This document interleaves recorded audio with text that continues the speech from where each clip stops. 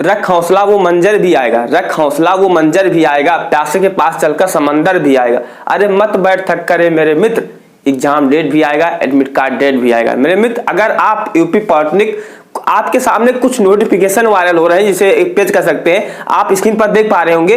ये जो news clipping है, ये सही है या कह सकते हैं फर्जी है, या ओरिजिनल है, या रियल है, या फेक है। मेरे मित्र, अगर आप इसके बारे में जानना चाहते हो तो मेरे साथ बने रहिए, मैं आपको एक्चुअल हर चीज बताने वाला हूं कि आपका ये फेक है या सही है। तो चलिए एक करके बात करते हैं। देखिए मेरे मित्र, आप लोग इंतजार कर रहे थे कि जो आपका 2024 और 25 के लिए जो एंट्रेंस एग्जाम होना है, उसका जो फॉर्म फिलिंग का जो डेट है, आप लोग को पहले से ही पता चल गया होगा कि 10 मई तक है। जिन्होंने नहीं भरा है, 2-3 दिन का मौका है, तो जाकर आप जल्दी से भरवा दीजिए।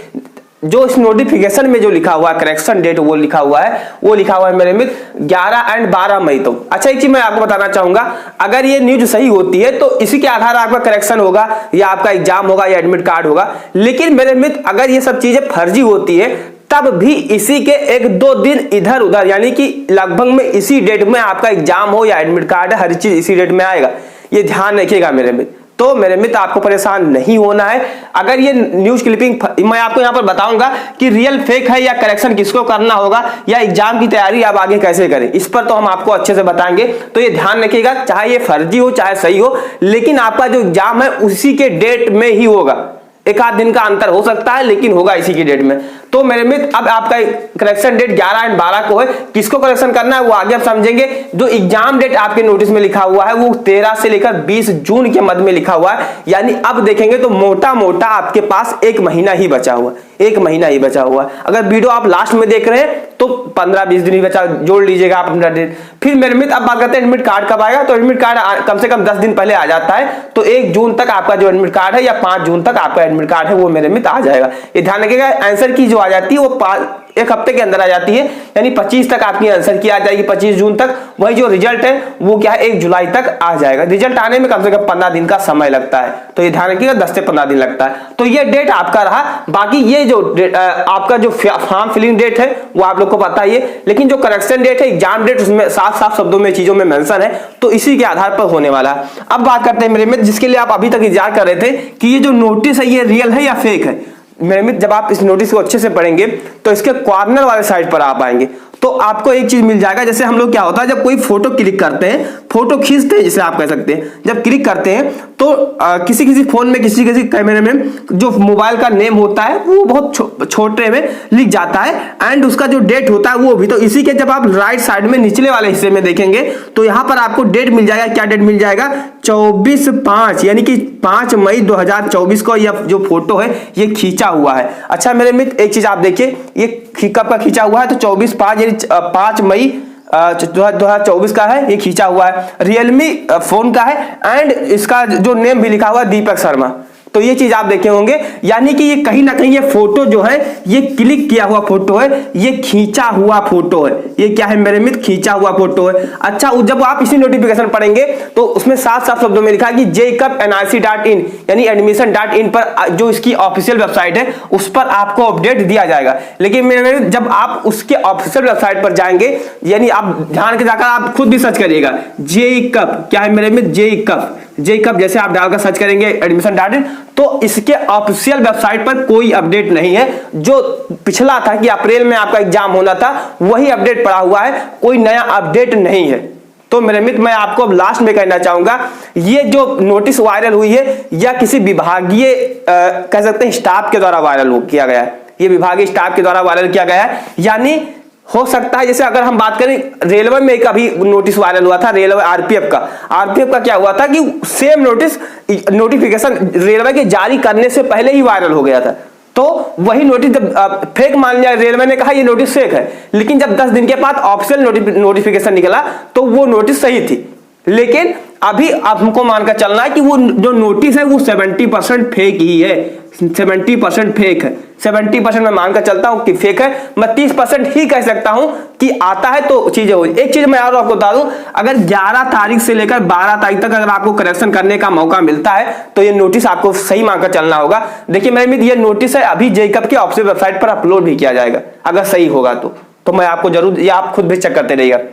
तो ध्यान रखिएगा कि अब आपको, लेकिन अगर ये फेक भी निकलती है तो इसी के आसपास कहीं ना कहीं आपका जो एग्जाम है, एडमिट कार्ड है, वो आने वाला है। ये ध्यान रखिएगा। तो आपको इसी आधार पर मेरे मित्र आपको तैयारी। नेक्स्ट बात करते हैं मेरे मित्र कि करेक्शन किसको करना चाहिए। अगर अब ये समझ लीजिएगा कि ये फेक 70% फेक है, बाकी 30% कह सकते हैं सही भी हो सकता है ना। करेक्शन किसको करना है ये ध्यान रखिएगा। करेक्शन ऐसे स्टूडेंट को करना है जिनका 10वीं का रोल नंबर हो, माता पिता का रोल नंबर हो, आपका नंबर हो, यानी आपका 10th का मार्क्स हो, पास अपेयरिंग में हो गया है, एड्रेस गलत हो गया है, तो आपको करेक्शन करने की कोई जरूरत नहीं है। लेकिन एक चीज ध्यान रखिएगा, अगर आपने मेरे मित्र यूआर से थे यानी अनरिजर्व से कैटेगरी अगर आपकी उल्टी पुल्टी हो गई है, अगर आपकी कैटेगरी उल्टा हो गया है, तो मेरे मित्र आपको करेक्शन 100% करना चाहिए।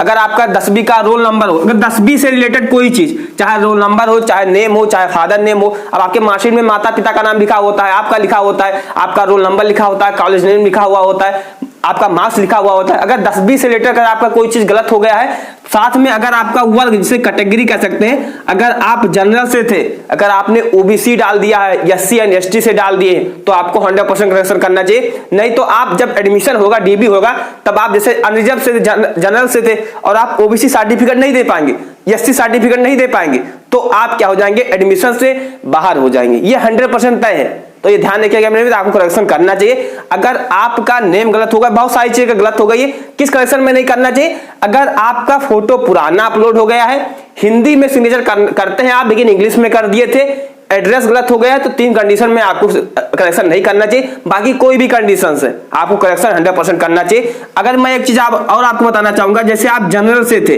अगर जनरल से थे मेरे मित्र, अगर आप ओबीसी डाल दिए हैं, ध्यान से सुनिएगा, यही आपको जब 2 महीने बाद जब वीडियो मेरा देखोगे, जब एडमिशन होगा, तब आप पछताओगे। ध्यान रखिएगा, एससी एंड एसटी डाल दिए हैं तो आप जात प्रमाण पत्र दे नहीं पाएंगे और एडमिशन से बाहर हो जाएंगे। अगर आपने ओबीसी से, अगर आप ओबीसी से थे, अगर आप ओबीसी से थे, ईडब्ल्यूएस से थे मेरे मित्र, अगर आप एससी एंड एसटी से थे, एससी एंड एसटी से थे, अगर आपने फॉर्म अगर आपने यूआर में भर दिया, अनरिजर्व में भर दिया, तो मेरे मित्र आपको करेक्शन चाहते हो तो कर सकते हो, क्योंकि अगर आप कर दोगे तो आपको जो कहते हैं ना रिजर्वेशन का जो फायदा यहाँ पर मिल जाएगा, लेकिन आपका एडमिशन नहीं रुकने वाला है। अगर आप ओबीसी से थे, ईडब्ल्यूएस से थे, एससी एंड एसटी से थे, अगर आपने अनरिजर्व में भर दिया, लेकिन अगर चीजें उल्टा हो गई हैं, तब आपको एडमिशन नहीं मिलेगा। तो ध्यान रखिएगा, रिजर्व में अगर आपने भर दिया है, किसी भी कैटेगरी से थे, तो आप करेक्शन नहीं करोगे तब भी एडमिशन मिल जाएगा, लेकिन कर दोगे तो बेटर होगा, क्योंकि आपको यहाँ पर जो रिजर्वेशन होता है, जो आरक्षण होता है, उसका आपको अच्छा खासा अपॉर्चुनिटी यहाँ पर आपको मिलने वाला है। तो मेरे मित्र तब आपका डाउट क्लियर होगा। अब बचे हुए दिनों में आपको तैयारी कैसे करना है, देखिए मेरे मित्र, जो आपकी पॉलिटिक्स होती है, ये कोई कंपटीशन एग्जाम है नहीं, ये एक तरह का छोटा मोटा कह सकते हैं, उसका छोटा भाई कंपटीशन एग्जाम का या एडमिशन के लिए। अगर आपके पास अब 1 महीना गिना चुना है, तो यही महीना बेटर होता है। मैं आपको लिंक एक यहाँ पर आप नीचे कमेंट करते हैं, जिसके पास मैं दे दूंगा कि आपको तैयारी 1 महीने में कैसे करना है या 15 दिन में तैयारी कैसे करना है। उस वीडियो में मैंने आपको अच्छे समझाया हुआ है कि आपका अपना जो है ना सिलेबस देखना है, पाठ्यक्रम देखना है, उसी का तैयारी करना है। ऐसे आपको भेड़ चाल नहीं चलना है, नहीं तो आप ऐसे चलते रहोगे और आपके सामने सब कुछ निकल जाएगा और कर नहीं पाओगे। तो इसलिए मेरे में 1 महीना बहुत होता है टाइम करने के लिए, 30 दिन तैयारी करने के लिए बहुत कुछ है इस ऑनलाइन जमाने में। 30 दिन बहुत है, अगर 20 दिन मैं कहूँ तो 20 दिन भी सफिशिएंट है। आप कहोगे भैया कैसे, तो जाकर देखिए, लिंक जहां पर आप नीचे कमेंट करते हैं यहीं पर मिल जाएगा। आई होप कि आप समझ चुके होंगे कि ये नोटिस फेक भी हो सकती है, नहीं सही भी हो सकती है, ये किसी के द्वारा वायरल किया गया है, जैसे पेपर्स में हो सकता है, या कह सकते हैं जो हमारा ट्विटर होता है उससे भी हो सकता है। लेकिन मेरे मित्र जैसे फ्यूचर में आएगा, ऑफिशियल जब आएगा तब मैं आपको बता दूंगा, क्योंकि जो मुझे नोटिस मिली थी वो परसों ही मिल गई थी, लेकिन मैं वीडियो लाने से बचा, क्योंकि जब चीजें ऑफिशियल नहीं होती तब तक बताना नहीं चाहिए बच्चों को। तो मेरे मित्र आप समझ चुके होंगे। चैनल पर नया सब्सक्राइब करेंगे, जैसे वीडियो आता तो आपको मिल जाए। जय हिंद, वंदे मातरम।